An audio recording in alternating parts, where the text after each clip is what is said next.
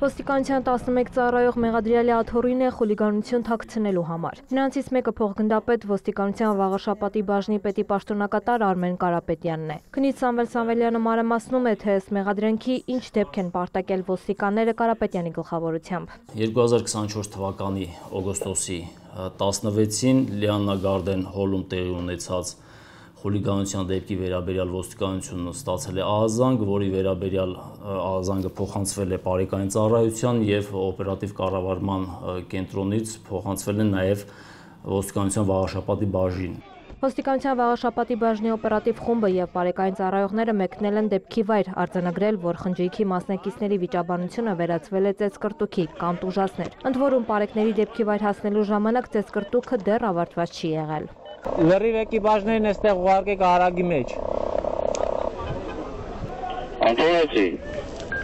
Արագացրեք, բաժնից էլ մարդ ուղարկեք։ Ոստիկանության աշխատակիցները, պարեկային ծառայողները եւ օպերատիվ խմբի անդամները դեպքի վայրում նաեւ հայտնաբերել են առնանման հետքեր, ջարդված ակնոց, հագուստ, վիրակապ։ Քննչի խոսքով դեպքի վայրը նույնիսկ պատշաճ չի պահպանվել, չեն արգրավել տեսագրության սարքերը, որոնք այժմ պահպանված չեն։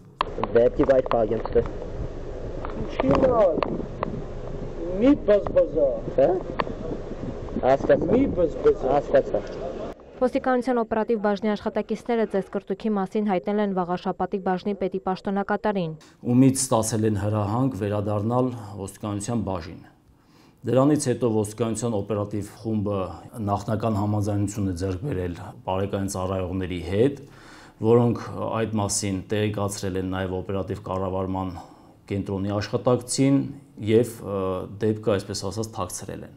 Մինչև դեպքի վայրից հեռանալը օպերատիվ խմբի անդամներից մեկը կեղծ արձանագրություն է կազմել, որ ոչ թե ծեծկռտուք, այլ վիճաբանություն է եղել։ Այսպիսով ոստիկանության 11 ծառայող, որոնցից 4-ը պարեկներ են, մեղադրվում են պաշտոնյական լիազորությունները չարաշահելու եւ կեղծիքի համար։ 11-ի պաշտոնավարումն էլ կասեցված է։ 11-ից միայն Վաղաշապատի բաժնի պետի պաշտոնակատարն է տնային կալանքի տակ, մյուսների նկատմամբ խափանման միջոց է ընտրվել բացակայելու արգելքը։ Արդյոք Արմեն Կարապետյանն ընդունում է մեղքը, թե ոչ, ճշտել չհաջողվեց։ Նրա պաշտպան Միքայել Ավագյանն ասաց, որ մեղադրանքի վերաբերյալ դիրքորոշում կհայտնի միայն իր պաշտպանյալի հետ խորհրդակցելուց հետո։